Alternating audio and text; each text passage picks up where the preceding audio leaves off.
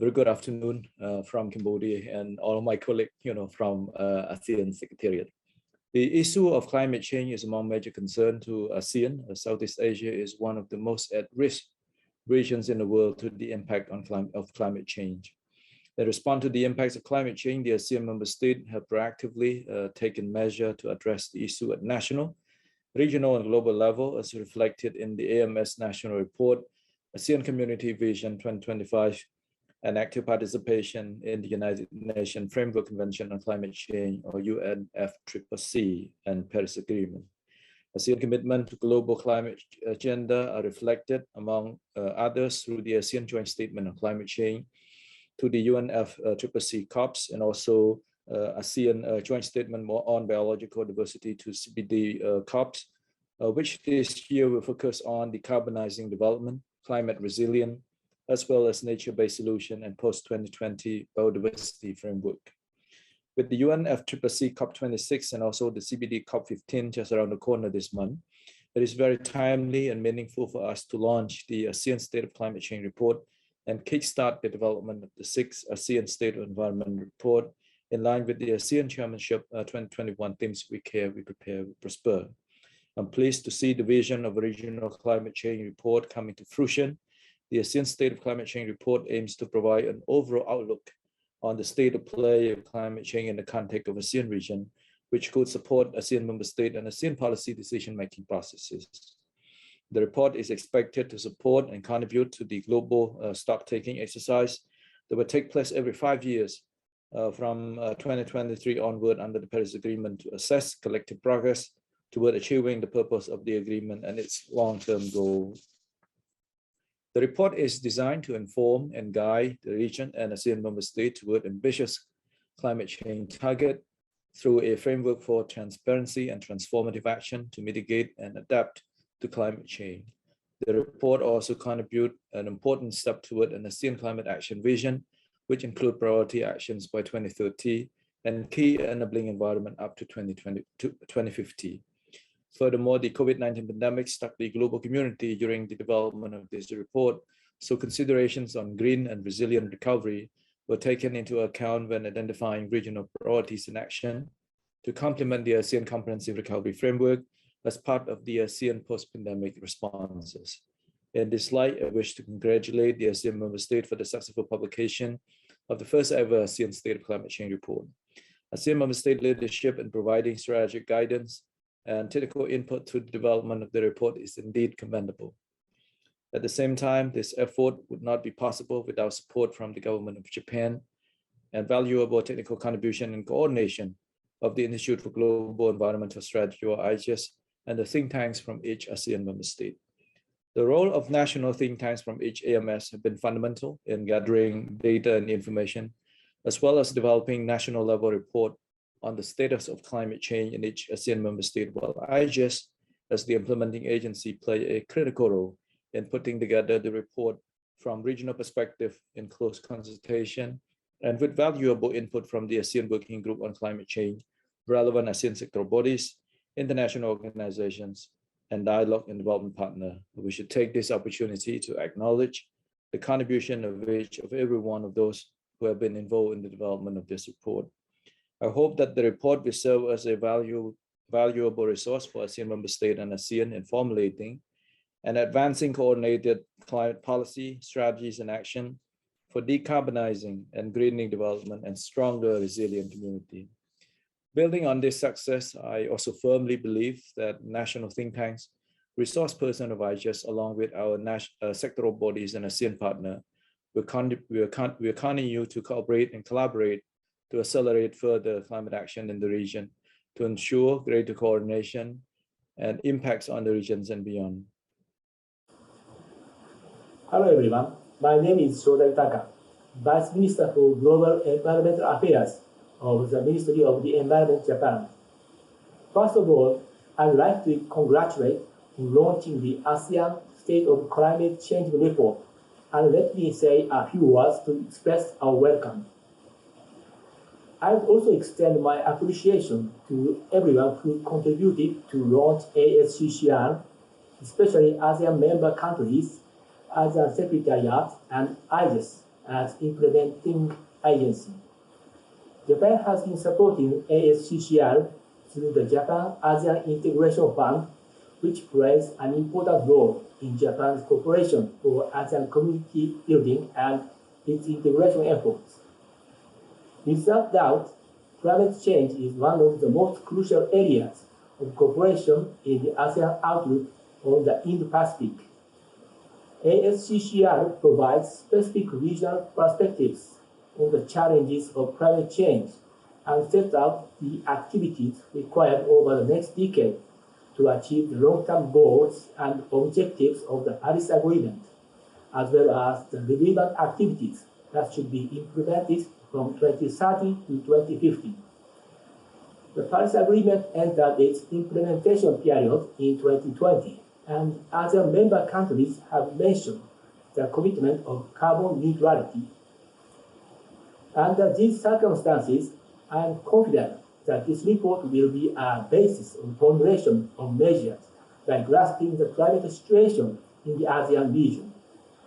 In order to contribute to ASEAN achievement of carbon neutrality as early as possible, Prime Minister Kishida announced the ASEAN-Japan Climate Change Action Agenda 2.0 at the ASEAN-Japan Summit in October 2021. This Action Agenda 2.0 significantly expands cooperation in the fields of climate change, especially for the transition to decarbonization. In the process of upgrading this ASEAN-Japan Climate Change Action Agenda 2.0, we have fully considered the prioritized action from 2030 to 2050 listed in the ASCCR. We are determined to actively contribute to the decarbonization of the ASEAN region through cooperation based on this Action Agenda 2.0. Thank you very much for your attention. Hello everyone, my name is Yasuo Takahashi, Executive Director of IGES. I would like to express my sincere gratitude to the ASEAN Secretariat for taking the initiative to develop the ASCCR. ASCCR is a result of a great deal of hard work by multiple stakeholders. This important report shows where we are and where we are heading in terms of both adaptation and mitigation. It contains a wealth of information about our current status, existing gaps, and future opportunities. These findings are based on the vast experience held by ASEAN member states, as well as scientific knowledge about climate impacts, and greenhouse gas emissions. ASCCR sets out a climate vision for 2050, putting priority on regional actions by 2030 and beyond up to 2050. We were greatly encouraged by the support we received from the Secretary General of ASEAN. In the foreword of this report, he highlighted that the ASCCR identifies opportunities for regional cooperation and collaboration to support ASEAN's efforts toward achieving the 2050 net zero transition targets. This message will have a significant impact in the global climate policy arena. The report will impact all sectors inside and outside of ASEAN at all levels, from regional to local. We hope that specific actions detailed in ASCCR will be translated into actual national and subnational policies, thereby steadily changing the flows of finance and technological diffusion, reshaping markets in the region, and transforming society in the ASEAN community. Finally, we would like to draw your attention to a policy proposal set out in ASCCR. Facing the dual crisis of climate change and the COVID-19 pandemic, it is critical to develop a long-term master plan that integrates just transition, green and resilient recovery, and climate change interventions. We'd be very happy if ASCCR can show the light of hope to a global community that faces the unprecedented challenge of stabilizing the climate. I would like to conclude by expressing our sincere gratitude to the ASEAN Secretariat, ASEAN member states, partner organizations, the Japanese government, and the JAIF management team for their kind support. We look forward to strengthening our contribution to ASEAN efforts to tackling emerging environmental issues and move towards a sustainable future. Thank you for your attention. Ladies and gentlemen, thank you very much for watching this joint release of the ASEAN State of Climate Change Report, the ASCCR. I would like to briefly explain key messages and contents of the ASCCR. First of all, the ASCCR is the outcome of the co-production and co-creation approach. Many stakeholders were involved in the entire process. The Environmental Division of the ASEAN Secretariat and the ASEAN Working Group on Climate Change initiated and launched this project 2 years ago and commissioned this work to IGES. IGES, as the implementation agency, has been coordinating the entire process. Importantly, this project took a bottom-up approach and distinguished national think tanks of each country developed the national reports first. And then IGES consolidated all the national reports and developed the ASCCR. We had 3 regional consultation meetings and a series of subsidiary meetings with the ASEAN sectoral bodies such as the ASEAN Center for Energy and ASEAN Dialogue and Development Partners such as the Energy Transitions Commission in the UK. The ASCCR was launched in an ASEAN official meeting on 7th October and also was reported to the ASEAN Summit on 26th October. Furthermore, the ASCCR will be presented in a side event at COP26. The expected outcomes were threefold. The first was to contribute to regional level actions such as the ASEAN's overall climate vision, ASEAN Working Group on Climate Change action plans. The second objective was to enhance climate mitigation and adaptation targets and their implementation levels, including the long-term strategies and NDC development and update. The third objective was to prepare for the new national reporting requirements under the Enhanced Transparency Framework and to generate implications for the global stocktake in 2023. Here's a summary of the ASCCR. It has 4 points. First, ASCCR provided an overall outlook of the state of play of climate change issues in the ASEAN region. Second, it presented the ASEAN Climate Vision 2050 towards achieving net zero emissions as well as enhanced resilience and adaptive capacity.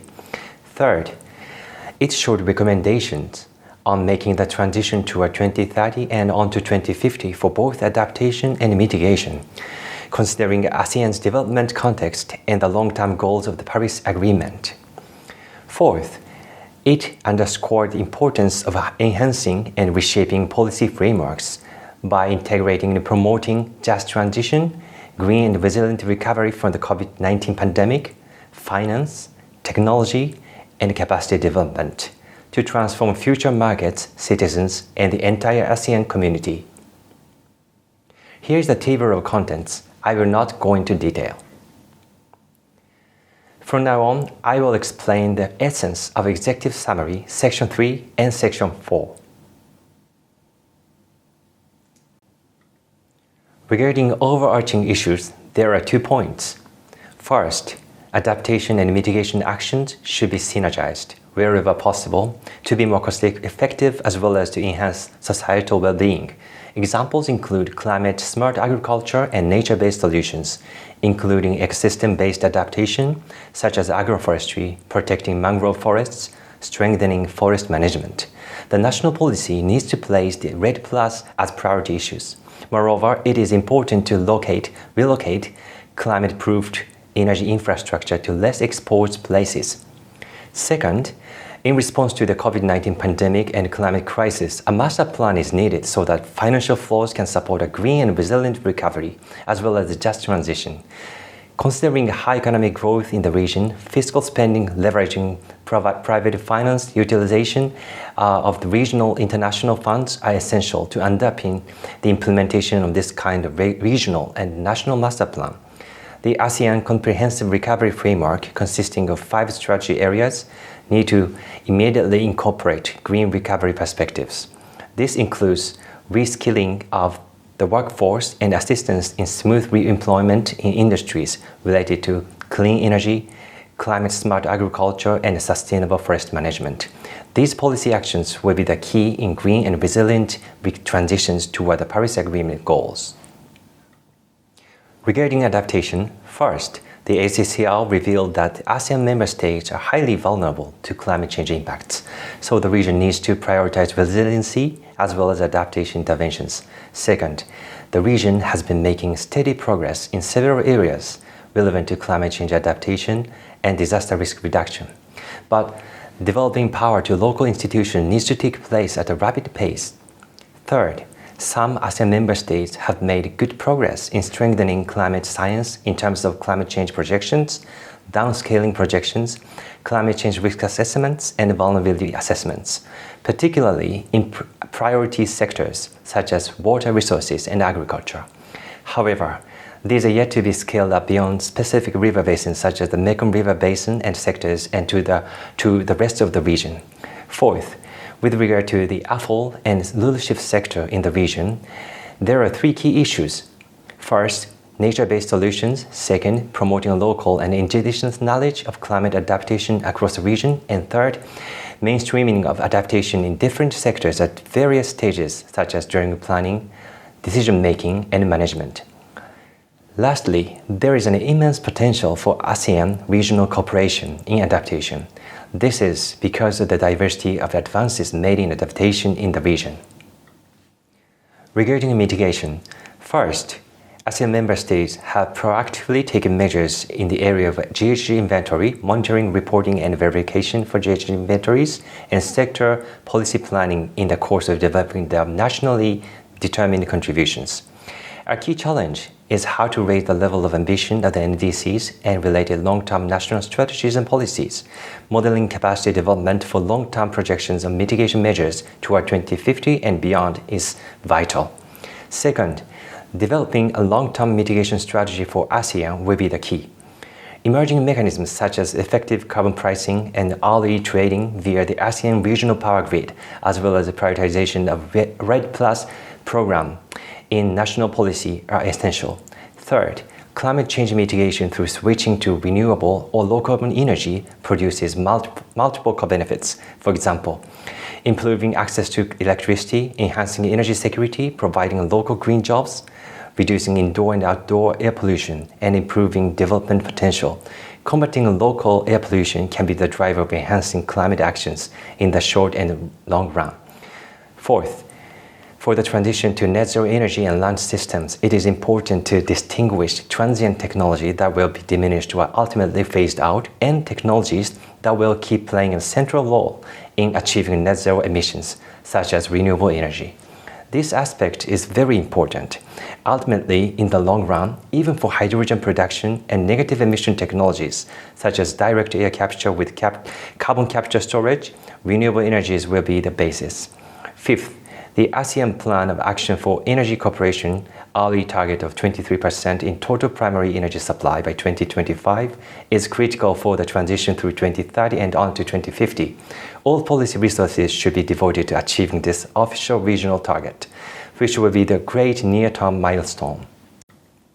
Let me move on to Section 3, Current Status and Outlook of the ASEAN region. Here, we focus on the outlook of the region. Firstly, the future impacts of climate change in ASEAN. These are derived by novel climate models in the world based on the database of the Asia-Pacific Climate Change Adaptation Information Platform. It shows increased extreme events, significant impact on crop productivity on maize, soybean, and rice, significant impact due to sea level rise in terms of inundated area, affected population and economic impact, and heat stress impact on mortality. Secondly, we look at Ghg Emission Pathways, which were derived from novel integrated assessment models in the world. The global 1.5 degrees Celsius target calls for ASEAN to achieve a net zero CO2 emission in 2050 on average across models, while ASEAN needs to achieve net zero GHG emissions in 2065 on average. It is also shown that even the updated NDC targets are not consistent with the pathways to achieve 1.5 or 2 degree target.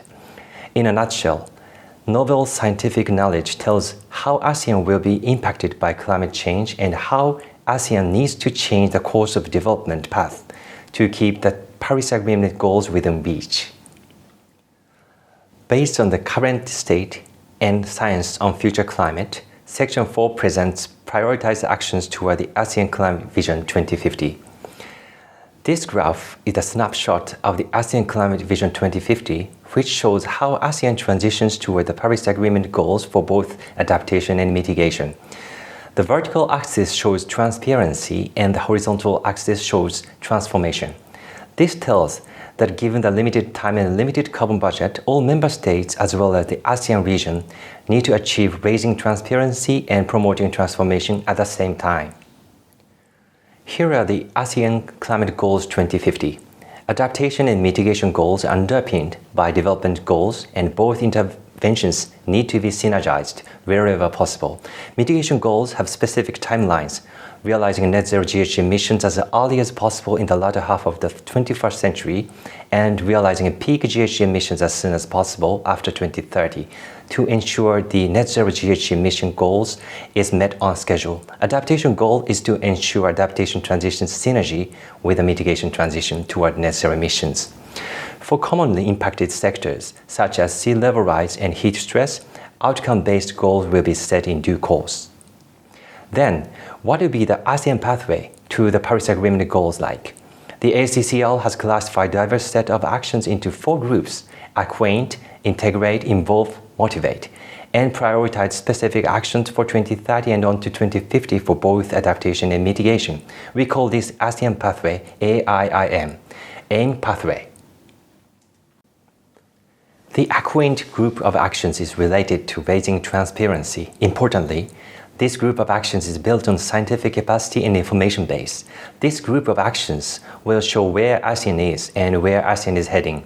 Scientific understanding will promote the science policy integration. The integrated group of actions integrates different sectors and policy decision making. And the involve is related to multi-stakeholder engagement. Then, the motivate group of actions includes finance, technology, and human capacity development, which is of vital importance to drive self-sustaining ambition loop. Through survey analysis responded to by the national focal points, 29 adaptation actions and 30 mitigation actions were prioritized. Here, we show top 3 actions for adaptation group of actions. The acquaint group of actions includes promoting risk and vulnerability assessment and developing best practices guidelines and roadmap for technology diffusion, and importantly, strengthening the scientific information base. The integrate and involve groups of actions include mainstreaming, promoting mitigation co-benefits, public-private people partnerships, and multi-stakeholder processes. The motivate group of actions is spearheaded by setting adaptation goals, developing climate risk transfer system, and enhancing technology diffusion. Lastly, we show top 3 actions for mitigation. The acquaint group of actions includes strengthening the scientific information base, co-benefits research, and establishing knowledge center hub on MRV. The integrated group of actions include the accelerating regional power interconnectivity to promote RE and green recovery system integration. The involved group of actions include networks of scientists and practitioners, and education and awareness raising for clean technology. Finally, the motivated group of actions includes setting long-term mitigation goals and roadmaps, and sectoral mitigation planning, and access to international mitigation finance. In conclusion, these prioritized actions are expected to be translated into regional and national policy, mobilizing public and private finance, promoting technological development diffusion, reshaping markets, and transforming the entire ASEAN community. Thank you very much for your kind attention.